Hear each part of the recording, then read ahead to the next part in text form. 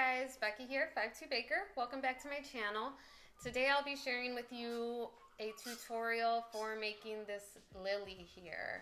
Super pretty.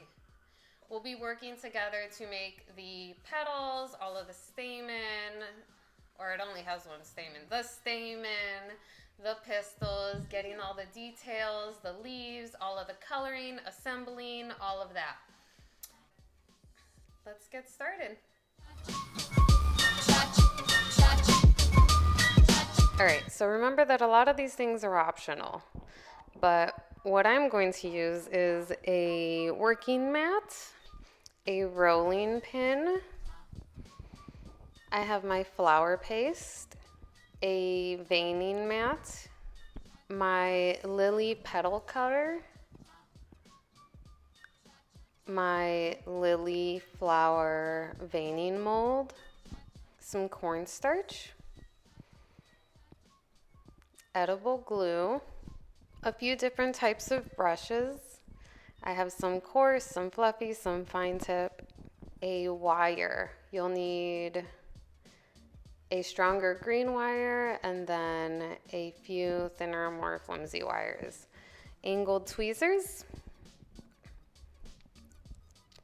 little scissors, a few color dusts, whatever colors you're going to use. I'll be using yellow, green, brown, and red for the flower. And then there's a drying rack for my petals, which is just some PVC put together because my petals will be curled. Some green paste for the leaves, a few wires for the leaves, something sharp, a darker petal dust, some vodka for painting that onto the leaves, some Crisco, and I didn't show it here, but also some cutters for the leaves, and then my floral tape. Now to start off with, take that stronger carrier wire and give it a little bit of an arch. Grab some flower paste, condition it, and wrap it all the way down your wire as far as you want. I make it usually a little bit shorter than the length of my petals. And you just want to get it as thin and as close to the wire as you can so you don't have a really fat pistil. Or sorry, so you don't have a really fat stamen. And leave a little nub at the top. Once you're happy with that, grab your angled tweezers and put in 3 little notches at the top. These are just small details that I think make a difference. You don't have to do it, but if you're looking close at the flower, you see these things, and it just makes it look so much more realistic. Once you have those little notches well defined, you go ahead and squeeze it together, and it'll look almost like 3 little balls smushed up.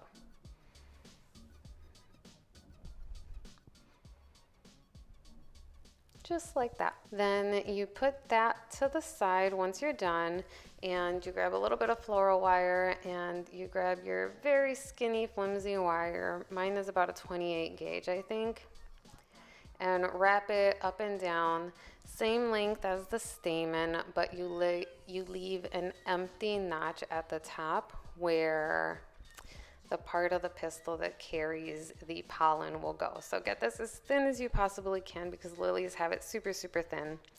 You just want a little bit to coat the wire. Do this 6 times for your 6 pistils. And once you're done with that, make 6 little grains of rice with your flower paste, and that is what will carry all of the color dust that will look like the pollen on your flower. They don't have to be perfect. You just want to have them about the right size and shape. And once you have that, go ahead and grab your pistil, and at the tip where you didn't have any flower paste, you wrap it around so that your pistil ends up looking like a really tall, lanky letter T. And you just squeeze it off, pinch off the ends so that it's tapered on each end.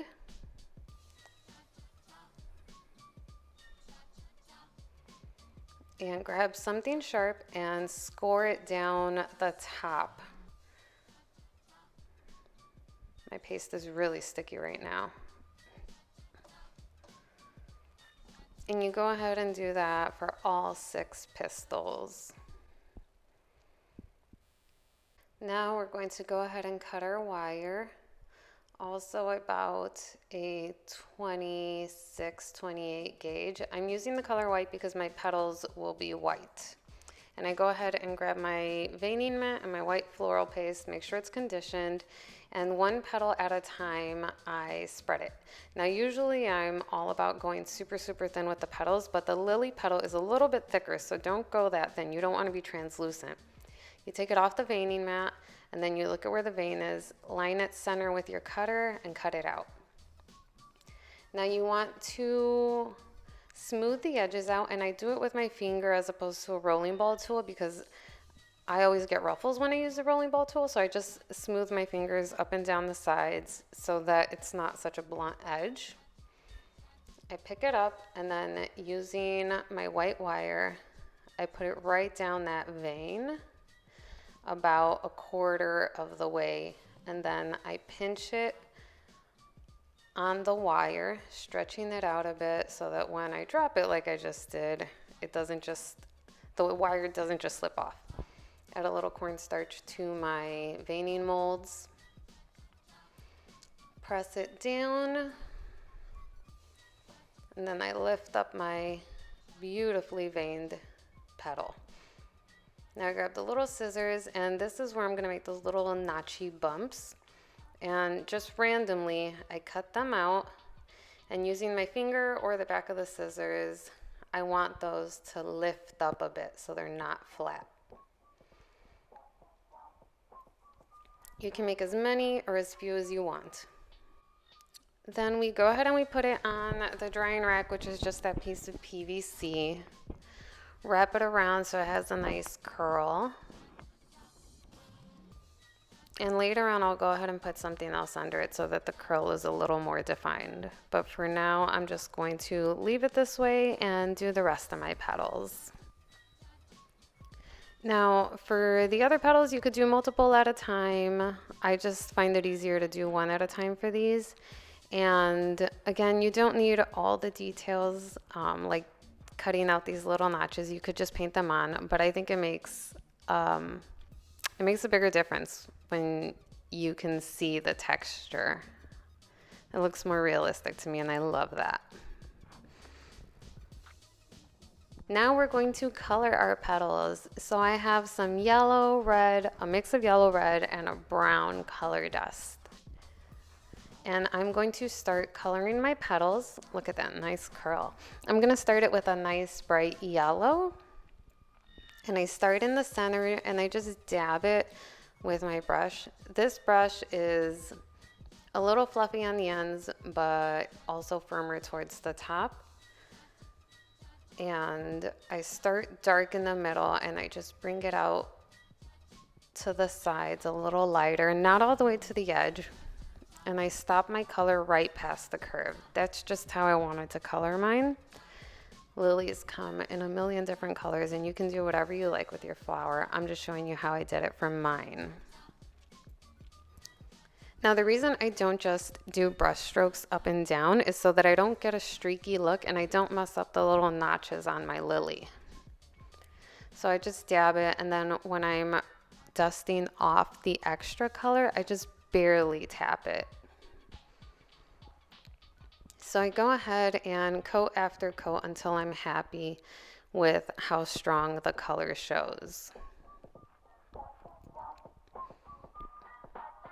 Here I'm using a fan brush and I'm brushing towards the center so I don't color more of the petal than I want. Now this yellow is pretty bright, so I'm going to go ahead and take that mix of yellow red to give it a little more, I don't know what to say. I just want a darker center. I want it to have more variety in color and not just be a flat color. So I take that red yellow mixture and I put it towards the center of the petal to make it look a little darker. And I leave the bright yellow on the outside of the petal because I want it to look like the color is fading out a bit. But especially in the center and towards the base of the petal, I want that darker color. And then you just go ahead and you do this with all your other petals, coloring it the same way.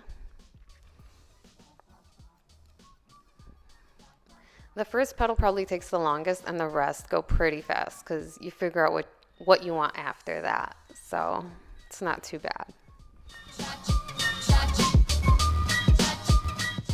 Now I'm going to color those little bumps. So I'm mixing in some brown to that red yellow, and then I end up mixing a lot more red because I want the notches to be a dark color, but more red than brown is what I want. I go ahead with a fine tip brush and some vodka, and I color in all of those little notches. I use vodka so that it dries faster because water will take too long and I don't want to wait forever for my flower color to set.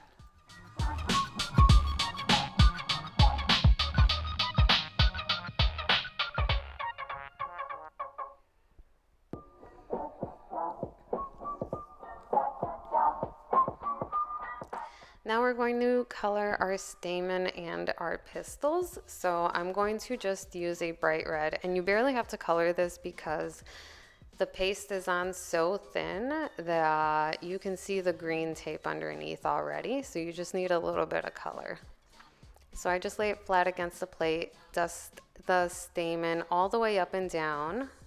The entire thing gets colored, dust off the extra. And then I go ahead with my pistils, and for this I only color the base of it. So I don't color that little T-top. And this is probably the easiest coloring. Just go ahead and dust it up and down. Now for the pollen, that top of the letter T on your pistils, you go ahead and you mix some brown and some yellow because I want the pollen to look like a golden brown. You use your glue. Mine is pretty thick. And you glue on the top part of that T, the part that you did not color. You color the top, the sides, the bottom of it so that the pollen collects everywhere.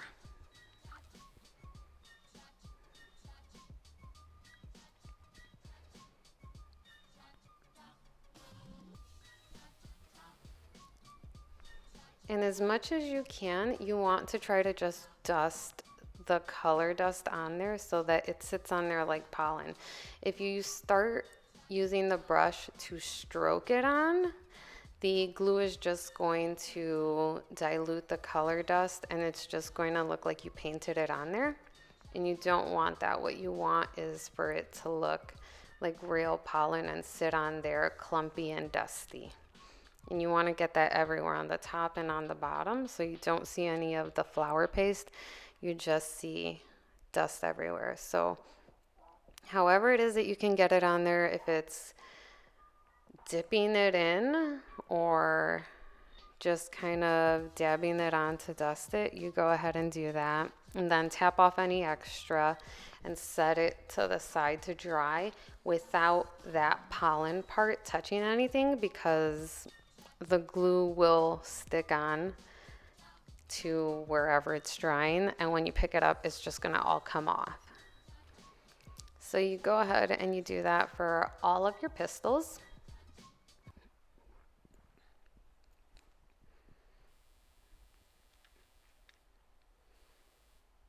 And once those are all dry, we'll go ahead and grab everything that we have so far so that we can assemble our flower. So you grab your stamen, your pistils, your petals, and some green floral tape. And what we're going to tape first is the stamen, because that's what's going to hold, that has the carrier wire, so that's what's going to hold the entire flower.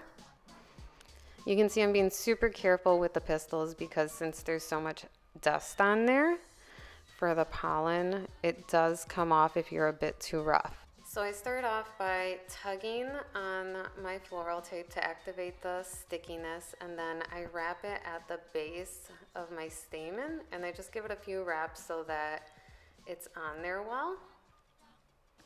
And one pistil at a time, I wrap it around. Now, if you're super talented, you could go ahead and wrap a few pistils at a time, but I'm super clumsy and I rip my tape a lot and I drop things a lot, so I just go one at a time because I'm in no rush. I'm sure one day I'll be able to do multiple at a time. And I want these spaced pretty evenly. I'm not too worried about what direction they're facing because I can bend them and adjust them afterwards. For now, I just want them to be evenly spaced and taped on well. And for the tape, I keep it all at the same height while I'm taping it, and then I take the tape down just a bit, rip it off, and I start again with each of the petals. Now this flower is going to have 3 petals evenly spaced that I'm going to tape, and then in between each of those petals will go the outside petals. So I want to make sure that these first 3 are placed well, and then I go ahead and place the outer 3 petals. Once they're in well, I angle my tape down 45 degrees and I run it all the way down the wire.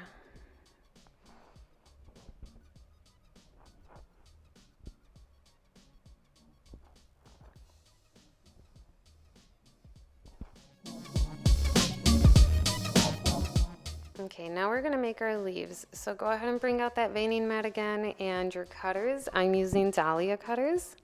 You roll out your paste on the veining mat, roll it out pretty thin, and just like we did our lily petals, we're gonna do the same thing for the leaves. So I dust it so it's not sticky, grab my cutters and I line them center on that vein, pop them right out. And for the edges to not be blunt, I go ahead and run my fingers up and down the leaves again. I don't want them to be curly, they're pretty flat leaves. And using a wire that's been dipped in a little bit of edible glue, I run it down about 1/3 of the way this time and pinch it off at the center so it doesn't slip off the wire. Now for these leaves, I don't have a leaf veining mold, so I take a sharp tool and I just score it up and down to give it some texture.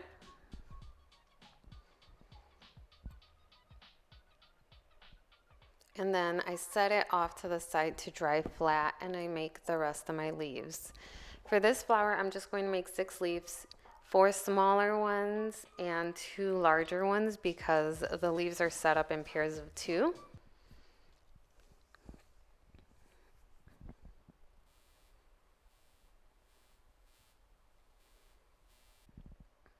And now once they're dry, any cornstarch that was on there, just rub it right off. And using a little bit of vodka, again, so that the color dries quickly, I'm going to use a dark green color dust and a bright green.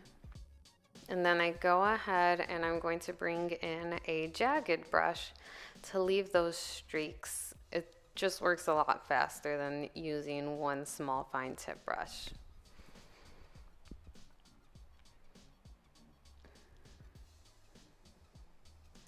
So I go ahead and I mix the colors, trying to get different shades on the leaves, and I paint the front and the back. And once it's colored, you can see those grooves a lot better. You can see that there is more definition to the color of the leaf. In this painting, you don't have to be very careful, so it goes by pretty quick. You set those to the side to dry completely. You want them to be completely dry to the touch before you move on to this step. Here I'm using some Crisco and I'm just painting it on lightly onto the leaves to give them a gloss. Immediately, the color will come off onto your finger, but once it dries, you won't have that problem. It'll just stay glossy. So now we're going to put the leaves onto the flower itself. So grab your floral tape, your flower, and your leaves. Stretch your floral tape to activate the stickiness, and starting at the top of the flower, angled at a 45-degree angle, go ahead and roll your tape down to where you want the first leaves to be.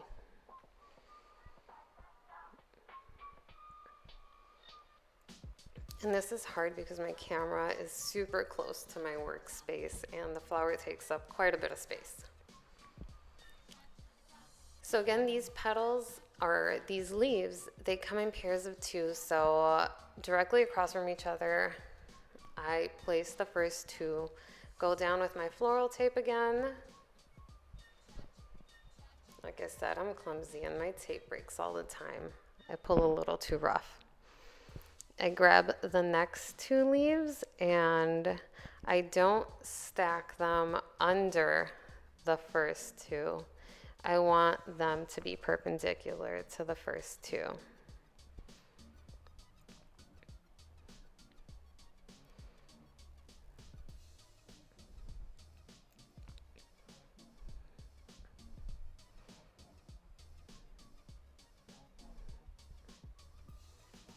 And I do this for as many leaves as I have,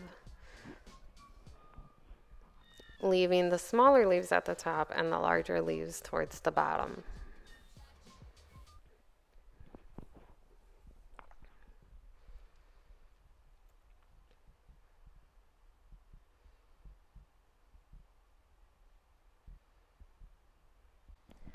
Then you just run your tape all the way down the flower and you bring out some brown dust and a little brush and start to color the base of the leaves, the edges, any parts that are ripped, and the stem itself. Start to blend in all those colors. And the reason I use brown on the leaves is because it makes it look a little more realistic.